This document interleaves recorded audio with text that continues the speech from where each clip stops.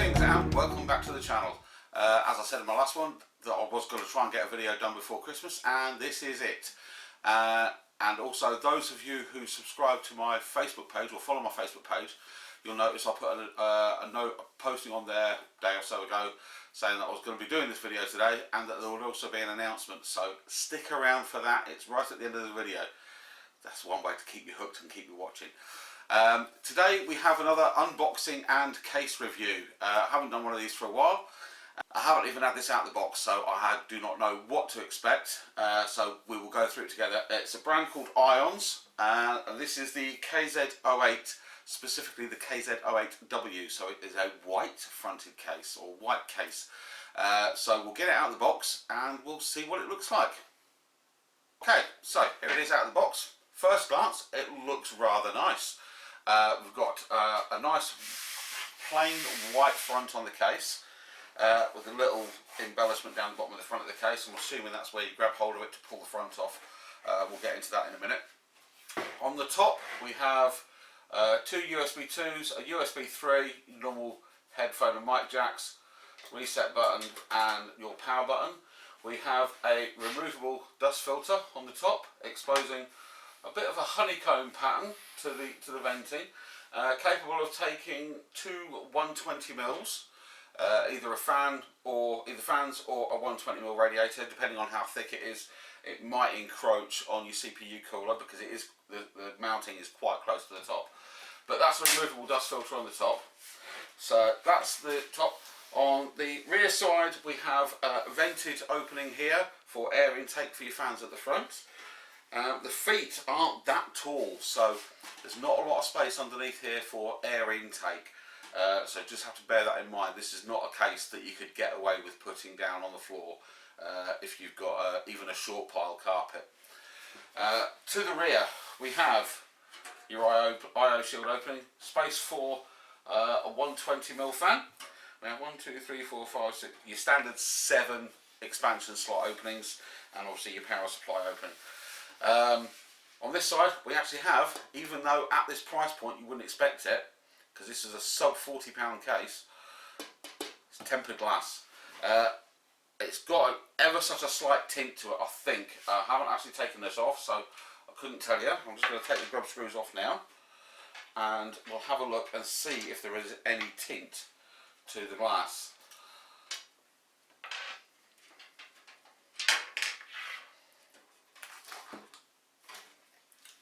There is, I don't know if the camera will pick that up, there is ever such a slight tint to that glass.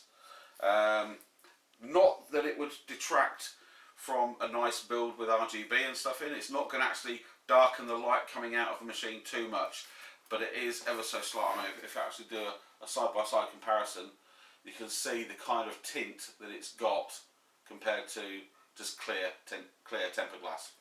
So anyway, that's the side panel. We'll put that down to one side to keep it safe. So on the inside, it's an all black interior. No power supply shroud cover. It's open, so you can see right through. So if you've got a power supply with, say, ketchup and mustard cables rather than either black or sleeved cables or whatever, you're not going to be able to hide them down the bottom, because you are going to be able to see straight through into that basement from or through the tempered glass side panel. Cables wise, obviously we've got a standard bag of fittings and stuff like that. Cables wise, all that comes down from the front is your standard USB and audios, USB 3 and your front panel connectors, but they are all nice black flat cables, apart from obviously USB 3, which is just traditional fat round cable. We'll pop the front off and have a look, and it is just a pop off. So obviously all your front cables are actually, all your front attachment cables are attached to the front panel, so you just need to bear that in mind. It might be the sort of thing that this is one of the last things you do is to feed those cables in and feed them into the chassis when you're doing a build, because you could actually just, in fact I'll do it now, so we've got actually better access into the system. Remove it completely. So we'll take that out and we'll put that down to one side. So as you can see, on the front we have openings for 3 120mm fans. So you could depending on, again, on the thickness of your radiator and how you mount this, you could put a 240 or a 360mm rad in the front for water cooling, or just put a load of fans in the front. The fan at the bottom actually vents down into where there would be a hard drive cage. There isn't actually one in this machine, which is unusual. There's normally would normally be a cage mounted in the bottom here for putting 3.5-inch drives in, but there isn't one in this case. So we've got the openings there for that. You've got mounting points. This is very strange. Mounting points in the top of the power supply basement cover for inverse mounting SSDs, or mounting them on the top and screwing in from underneath. It's a very strange design for mounting your storage. It's not one I've seen before. The case itself will take ATX, micro ATX and ITX boards. Comes pre-fitted with 6 of your standoffs, but there are extras in the bag of bits. Yeah, for under the bottom, you've got one of those cheap little clip-in dust filters for your power supply. To be perfectly honest, it's not a case that I'm particularly impressed with, given its price point. I've actually seen better cases at a lower price point. I think it's the fact that it's white that gives it the price that it has. Like I say, this was about £37–38 this case. And I have seen cases with better features or a better build for similar or less money. Case in point, things like the CIT Sauron that I reviewed a few months back. That was, I think it was actually a slightly cheaper case than this, but in my opinion it was a better case. Purely because of the mounting facilities for hard drives, etc. The fact that it had a complete PSU basement shroud, so you could hide extra cables if you didn't have a modular power supply and you had a load of your old Molex or whatever that you had to just stuff away somewhere. You could hide those in the basement. You can't do that in this case. This case realistically is only going to be suitable for power supplies with black cables or modular power supplies, where if it's black cables, they're going to kind of be hidden behind that slight tint in the side glass. But modular power supplies would be the way to go. But again, they would have to have black or sleeved cables on them. If they were still ketchup and mustard, even if it was modular, you're going to see that through the glass. So all in all, not personally a case I'd like to build in. I will probably end up using it for a cheap build somewhere, you know, just knock something together. If somebody wants a cheap build and they want a white case, I'll use it for that. But personally speaking, not one I'd buy again. I did buy this in just to do the review, because I hadn't seen a review for this one online anywhere. One thing I haven't looked at is what it's like in the back for cable management. Given what the rest of the case has been like, I'm not expecting miracles on this. So as you can tell, none of my videos get sponsored, because otherwise they would not be like me dissing their case. So in the back, right, okay, we haven't got a lot of space for cable management, if any at all. Your cable tie down points, 2, 3, 4, 5, 6, 7, 8, 9, 10, 11, 12, 13 tie down points. Why you've got 6 tie down points in this recess section here, where your 24-pin ATX is going to come through the sides here, I don't know.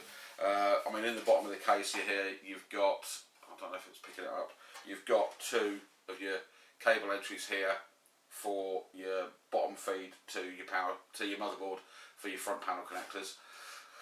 But like I say, overall, not particularly impressed with the case. But I will use it. I just don't know where. So if you're in the market for a white case, I would probably spend a few extra pounds and get something like a Fantex maybe, or an NZXT case, something like the H500, which I happen to have one behind me just here, but that's a black one with the blue bar. They do actually do a white case in that model, which is a very nice case. I mean, I've built in several H500s and I always enjoy building in those. So yeah, the IONZ KZ08W. My opinion, should be a cheaper case. It's not the best at its price point. So yeah, we'll see you in the next one. But don't forget, coming very shortly, there's a little announcement to make. So we'll see you after the break.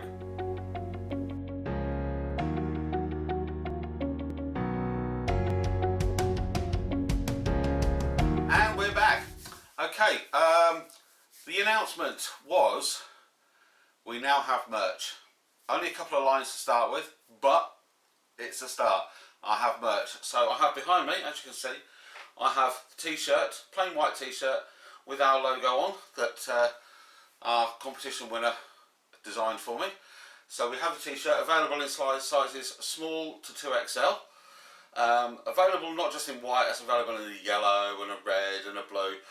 The logo may not show up on darker colours that are available, which is why I'm not going to be doing those. I'm only going to be doing basically a white, a yellow, a pale blue and a red, because the logo will show up against those colours. When I go for the darker blues or the blacks, excuse me, the logo won't really show up on those, so it doesn't really work. The other item of merch we have mugs with the logo on. This is just a trial one to see how it turned out. So this is actually going to be my own personal mug. I'm actually considering doing a full wraparound, so as well as having the logo on this side, it will actually have the IT computer services coming off of the logo going all the way around the mug. I'll probably get another one of those in as a sample to check out and see how they turn out as well. I haven't worked out a price for these yet, because like I say, these were just bought in as trial units to see how they turned out, and with the mug I'm extremely happy. The t-shirts, I might go for the slightly better quality t-shirt. That's the base level of cloth quality. Might go for, I mean, they're still a Fruit of the Loom t-shirt, so they're not going to deform or whatever. And the print quality on these, I've had other products from these printers before as well, and they are really top quality prints. They don't fade, they don't wear out. So if you're interested in any of them, in either of my two items of merch, either a t-shirt or a mug, get in touch, put a comment below, or get in touch via an instant message on the Facebook page. I'll link the Facebook page down below, and you can message me there if you're interested, and I'll see what I can do regarding price. They will be shipped direct to you from the printers, so they will not be coming to me first. So there will be a shipping cost on every single shipment. Obviously, the more items you buy, the better it's going to be for shipping costs, because it'll be one combined shipping cost for the entire package. So yeah, there we go. That's the announcement. We now have the start of a merchandise line. As I said before, we're not going to see you now till after Christmas. So everybody, have a good Christmas. Have a very great New Year. Don't get too drunk. And we'll see you in 2021. And let's hope it's a better year than 2020 has been. Thanks for watching.